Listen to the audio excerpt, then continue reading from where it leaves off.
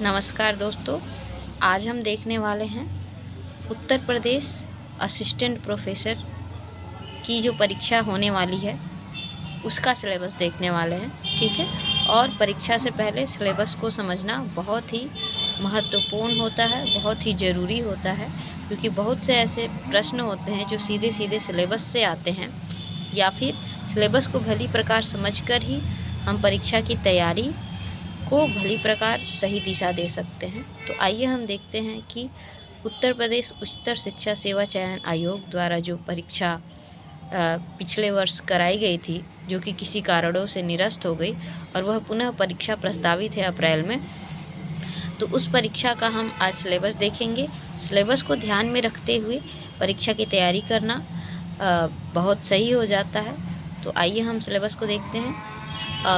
इस जो यूपीएचएससी के थ्रू जो असिस्टेंट प्रोफेसर की परीक्षा होने वाली है, हिंदी की जो परीक्षा है उसमें उसका सिलेबस जो है 10 खंडों में बटा हुआ है, 10 यूनिट है। तो आज की क्लास में हम शुरुआत के 5 यूनिट को डिस्कस करेंगे। ठीक, तो हमारे सिलेबस के अंतर्गत जो पहला यूनिट है वो हिंदी भाषा का इतिहास है, जिसमें हम देखने वाले हैं हिंदी की ऐतिहासिक पृष्ठभूमि क्या रही है। ठीक है, जैसे हिंदी की उत्पत्ति का मूल स्रोत तो संस्कृत है। ठीक है, तो ये जो आर्य भाषाएं हैं, हिंदी आर्य भाषा परिवार के अंतर्गत आती है। तो आर्य भाषाओं का इतिहास देखेंगे। ठीक, तो इसके अंतर्गत टॉपिक क्या क्या रखा गया है? प्राचीन भारतीय आर्य भाषा, मध्यकालीन भारतीय आर्य भाषा यानी कि संस्कृत, वैदिक संस्कृत, लौकिक संस्कृत, उसके बाद पाली, प्राकृत और अपभ्रंश, ये मध्यकालीन आर्य भाषाएं हैं। और उनके अंतर संबंध, अपभ्रंश, अवहट और पुरानी हिंदी का संबंध, यानी जो मध्यकालीन भाषाएं हैं, अपभ्रंश से विकसित अवहट, उसके बाद पुरानी हिंदी, इनका आपस में क्या संबंध है? आधुनिक भारतीय आर्य भाषाएं कौन कौन सी हैं और उनका वर्गीकरण। जैसा हम जानते हैं आधुनिक भारतीय आर्य भाषाओं में, ठीक, पश्चिमी हिंदी, पूर्वी हिंदी, है ना। उसके बाद आप देखते हैं बिहारी हिंदी, राजस्थानी, गुजराती, मराठी, ठीक है, असमिया, उड़िया, बंगला, जितनी भी आधुनिक भारतीय आर्य भाषाएं हैं उनका किस प्रकार से वर्गीकरण किया गया है, इसको देखना है। हिंदी की भौगोलिक विस्तार कहाँ से कहाँ तक है। ठीक है, हिंदी की जो भाषाएं हैं और उसके अंतर्गत आने वाली 17 बोलियां हैं, वो किन किन क्षेत्रों में बोली जाती हैं, इसका भौगोलिक विस्तार क्या है। आरंभिक हिंदी का व्याकरणिक और अनुप्रयुक्त रूप कैसा रहा है। ठीक है, हिंदी की व्याकरण को समझेंगे, व्याकरणिक संरचना को समझेंगे। हिंदी की उपभाषाएं कितनी हैं? 5 उपभाषाएं और बोलियां जो कि 17 हैं। 5 उपभाषाओं से 17 बोलियां हैं, उसका वर्गीकरण और उसका प्रयोग क्षेत्र देखेंगे। इसके बाद हिंदी के विविध रूप, जैसे कि हिंदी, उर्दू, हिंदुस्तानी, दक्षिणी हिंदी, ये हिंदी के ही अलग अलग रूप हैं, इसकी चर्चा करनी है। और काव्य भाषा के रूप में अवधि का उदय। ठीक है, काव्य भाषा के रूप में अवधि का उदय कब होता है? आप देखते हैं ये मुख्य रूप से जो सर्वाधिक आपको इसका प्रयोग देखने को मिलेगा राम भक्ति काव्य में और सूफी काव्य में। ठीक है, इसके अलावा काव्य भाषा के रूप में ब्रज भाषा का उदय और विकास। तो भक्ति काल का संपूर्ण कृष्ण भक्ति जो साहित्य है और रीति काल का पूरा साहित्य आपको काव्य भाषा के रूप में ब्रज भाषा मिलेगा।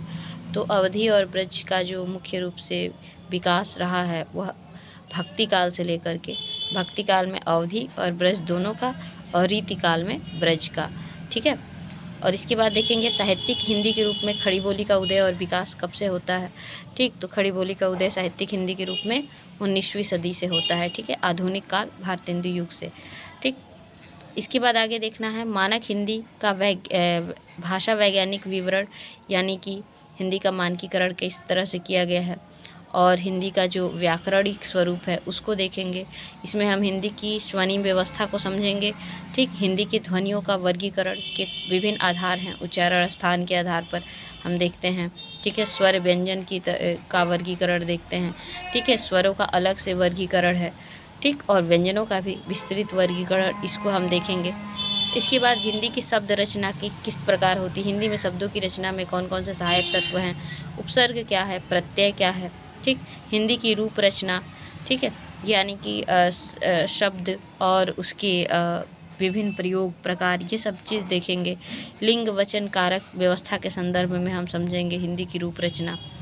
इसके अलावा संज्ञा, सर्वनाम, विशेषण, क्रिया विशेषण, है ना, इन सब चीज़ों को देखेंगे। जो हिंदी का व्याकरणिक व्यवस्था है, जो शब्दों के भेद हैं, संज्ञा, सर्वनाम, विशेषण, क्रिया विशेषण, ये सारी चीज़ें, और हिंदी की वाक्य रचना, ठीक है, कितने प्रकार के वाक्य होते हैं अर्थ की दृष्टि से, संरचना की दृष्टि से, इसको हम देखेंगे।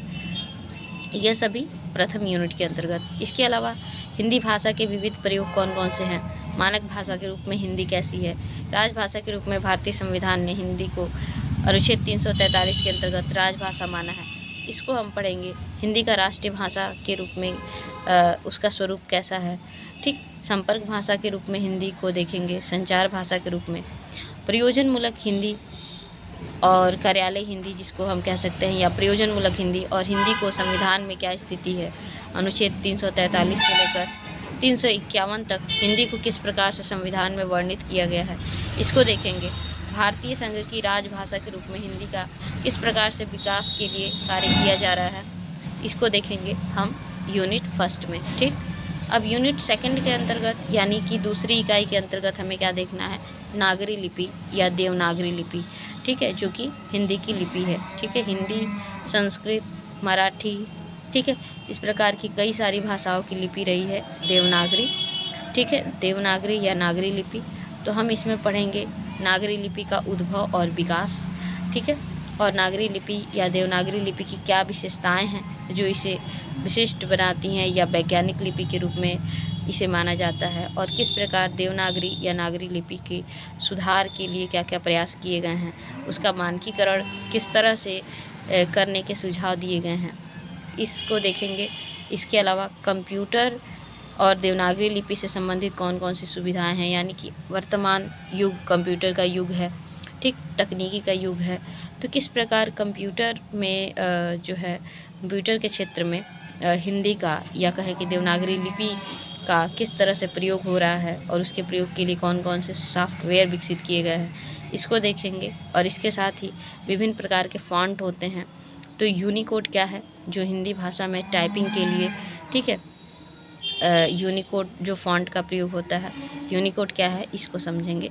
इसको समझेंगे हम इकाई 2 के अंतर्गत। इकाई 3 है हिंदी विस्तारीकरण और व्यक्तिक एवं संस्थागत प्रयास, यानी कि हिंदी के विस्तार में लोगों की और संस्थाओं की क्या भूमिका रही है, किस प्रकार से साहित्यकारों ने अपने समृद्ध और जो है उत्कृष्ट रचनाओं के माध्यम से हिंदी का किस प्रकार से विकास और विस्तार किया है, साथ ही विभिन्न प्रकार के संस्थाएं, ठीक है, उनका हिंदी भाषा के विकास के लिए क्या क्या कार्य और योगदान रहा है, इसको हम देखेंगे इकाई 3 में। और इसके अंतर्गत टॉपिक जो हैं वो कौन कौन से हैं, स्वतंत्रता आंदोलन के दौरान राष्ट्रभाषा के रूप में हिंदी का विकास कैसे हुआ और किन किन लोगों ने इसके लिए योगदान दिया। इसके अलावा हिंदी प्रसार के लिए कौन कौन से आंदोलन चलाए गए, ठीक है, और कौन कौन से प्रमुख व्यक्ति और संस्था रहे जिन्होंने हिंदी के विस्तार और विकास में योगदान दिया।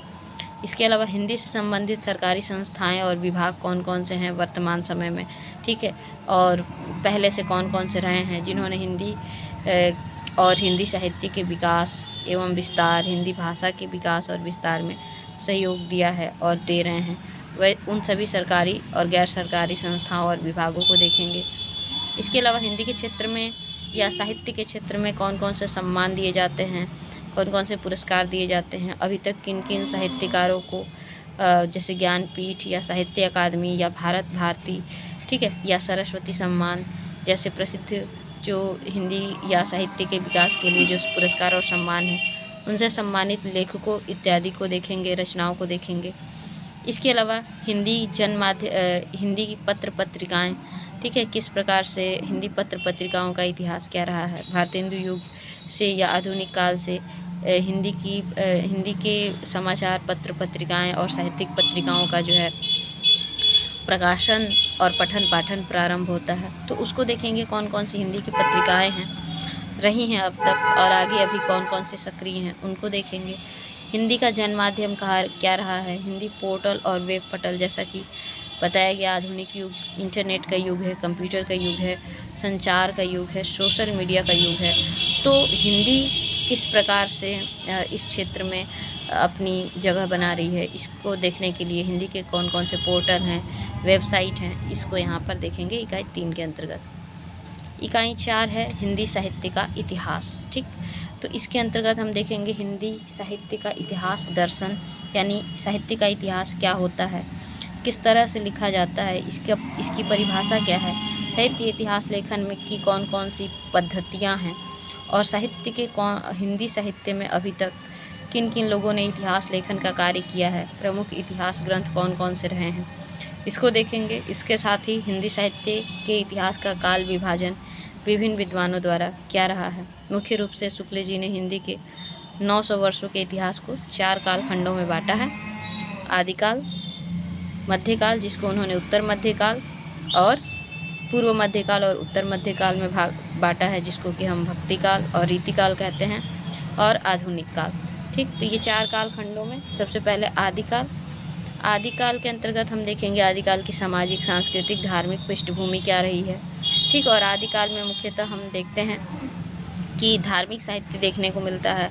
इसके अतिरिक्त धार्मिक साहित्य के अंतर्गत सिद्ध, नाथ और जैनों का साहित्य देखने को मिलता है, और लौकिक साहित्य के अंतर्गत रासों की काव्य परंपरा, रासो ग्रंथ लिखे गए, श्रृंगारिक काव्य धाराएँ भी रहीं, और जिसमें विद्यापति के पदावली इत्यादि आते हैं, और अमीर खुसरो की कविताएँ रही हैं, जो कि कहेंगे बहुत ही लोकरंजक रचनाएँ रही हैं। तो इसमें हमको 5 प्रकार के साहित्य मिलते हैं: सिद्ध, नाथ, जैन साहित्य, रासो साहित्य, ठीक है, और रास ग्रंथ भी मिलते हैं जो जैन साहित्य के अंतर्गत, और लौकिक साहित्य मिलता है। ठीक, तो ये सारी रचनाएं हम देखेंगे आदिकाल की कौन कौन सी हैं। ठीक, और इसके साथ ही आदिकाल के बाद हम देखेंगे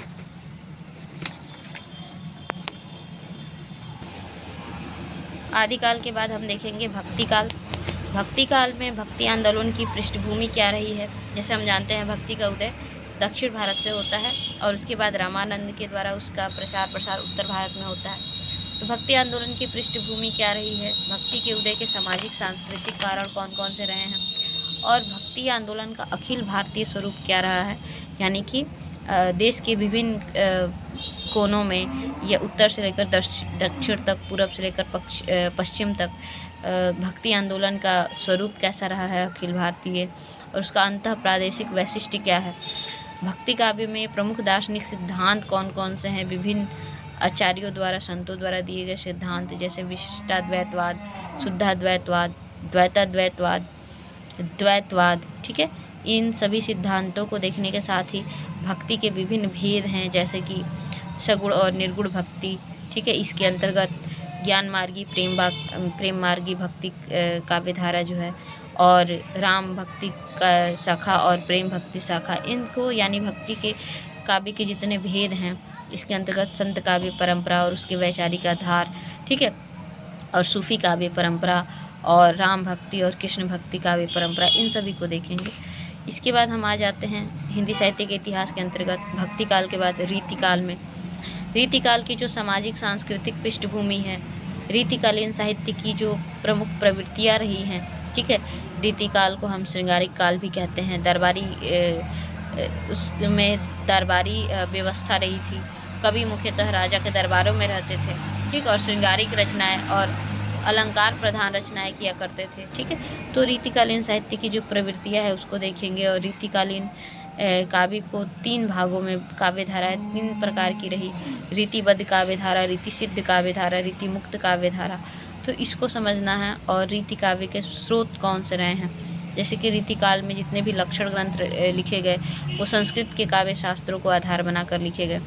रीतिकालीन कवियों का आचार्यत्व का मूल्यांकन इसके अंतर्गत करना है, और रीतिकाल के प्रमुख कवि जो हुए तीनों धाराओं में, रीतिबद्ध, रीतिसिद्ध और रीतिमुक्त काव्यधारा में, रीतिकाल के प्रमुख कवि कौन कौन से हुए, उनका काव्य, ठीक, और इसके बाद रीति काव्य में लोक जीवन को कितना स्थान दिया गया है, और रीतिकाल का अस्मिता मूलक विमर्श क्या है, इसको हम देखेंगे। और इसके बाद आ जाते हैं आधुनिक काल में।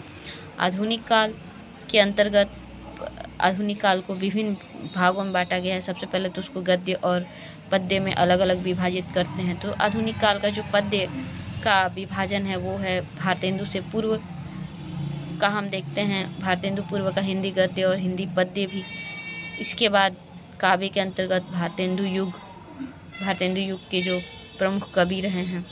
द्विवेदी के युग के अंतर्गत प्रमुख कवि कौन कौन से रहे हैं, उस काव्य की क्या विशेषताएं हैं। छायावाद युग, ठीक है। तो हिंदी गद्य का उद्भव और विकास देखने के साथ साथ भारतेंदु पूर्व का हिंदी गद्य कैसा रहा है, भारतेंदु कालीन हिंदी गद्य कैसा रहा है, भारतेंदु और उनके मंडल का हिंदी साहित्य में क्या योगदान रहा है। उनके मंडल यानी कि उनके जो सहयोगी लेखक हैं, भारतेंदु मंडल के बाहर के लेखकों ने क्या योगदान दिया। पारसी थिएटर उन दिनों प्रचलित हुए जिससे नाटक का प्रारंभ होता है। और हिंदी रंगमंच का क्या योगदान है। हिंदी पत्रकारिता का आरंभ जो कि आधुनिक काल में होता है, ठीक है। और 19वीं शताब्दी की हिंदी पत्रकारिता कैसी रही, इसको हम डिस्कस करेंगे। इसके अलावा द्विवेदी युग में महावीर प्रसाद द्विवेदी और उनके नाम से ही वह युग प्रचलित होता है। हिंदी नवजागरण और सरस्वती पत्रिका का योगदान। राष्ट्रीय काव्य धारा के प्रमुख कवि कौन कौन से हैं, मैथिली शरण गुप्त, हरिऔध से लेकर के राम नरेश त्रिपाठी और जितने भी हैं। इसके बाद स्वतंत्रतावाद के कवि कौन कौन से हैं, श्रीधर पाठक इसमें मुख्य नाम आ जाता है। द्विवेदी युगीन हिंदी पत्रकारिता कैसी रही है। सरस्वती द्विवेदी युग की प्रमुख पत्रिका है, और भी जितनी पत्रिकाएं हैं। और द्विवेदी युगीन हिंदी गद्य का क्या विशिष्ट है, इसको देखेंगे। इसके अलावा अगला द्विवेदी युग के बाद छायावाद युग। छायावाद युग की सामाजिक सांस्कृतिक पृष्ठभूमि क्या रही है, छायावाद का आरंभ कहाँ से माना जाता है और छायावाद का नामकरण किसने किया। छायावाद के विषय में विभिन्न विद्वानों के क्या मत हैं। छायावादी काव्य की प्रमुख विशेषताएं क्या हैं। और छायावाद के कवि जो 4 स्तंभ हैं, प्रसाद, निराला, पंत और महादेवी, उन सभी कवियों को और उनके काव्य वैशिष्ट और उनकी रचनाओं को देखा जाएगा। इसके अलावा प्रगतिवाद, छायावाद के बाद आने वाली काव्य धारा प्रगतिवाद जो कि मार्क्सवादी विचारधारा से प्रभावित है। प्रगतिवादी काव्य की विशेषताएं और उसके प्रमुख कवियों को और उनकी रचनाओं को देखेंगे। इसके बाद प्रयोगवाद जो कि अज्ञेय द्वारा तार सप्तक के प्रकाशन से प्रारंभ होता है। प्रयोगवाद और नई कविता की विशेषताएं और उनके प्रमुख कवियों को। और इसके बाद समकालीन कविता जो कि वर्तमान दौर की कविता है, उसके प्रमुख कवि और उसकी कविताओं और समकालीन कविता की जो वैशिष्ट है उसको हम देखेंगे। तो ये हिंदी साहित्य का इतिहास इकाई 4 के बाद हम देखते हैं इकाई 5। इकाई 5 के अंतर्गत हम हिंदी साहित्य के गद्य विधाओं पर प्रकाश डालेंगे। हिंदी की कौन कौन सी गद्य विधाएँ रही हैं, जिसमें हिंदी की प्रमुख गद्य विधाओं में उपन्यास, कहानी, नाटक, निबंध और आलोचना। इन सभी गद्य विधाएँ, उपन्यास, कहानी, नाटक, निबंध और आलोचना का उद्भव और विकास, इनके प्रमुख योगदानकर्ता यानी प्रमुख उपन्यासकारों, कहानीकारों, नाटककारों, निबंधकारों को देखेंगे। और इन कहानी, नाटक, निबंध और आलोचना का उद्भव, उसका विकास और उसमें योगदान देने वाले सभी प्रमुख लेखकों को हम यहाँ पर पढ़ेंगे। और इसके साथ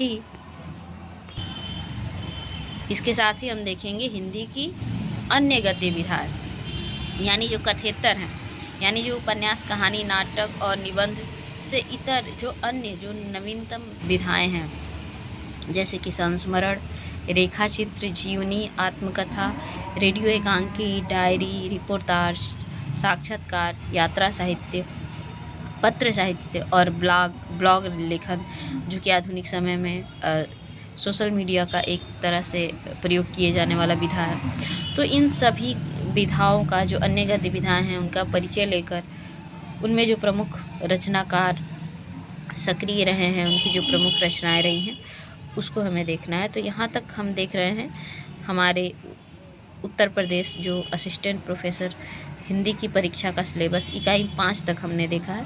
अगले क्लास में हम इकाई 6 से लेकर के 10 तक को डिस्कस करेंगे, ठीक। तो उम्मीद है कि यह जो असिस्टेंट प्रोफेसर की तैयारी कर रहे जितने भी परीक्षार्थी हैं उनके लिए यह क्लास उपयोगी होगी।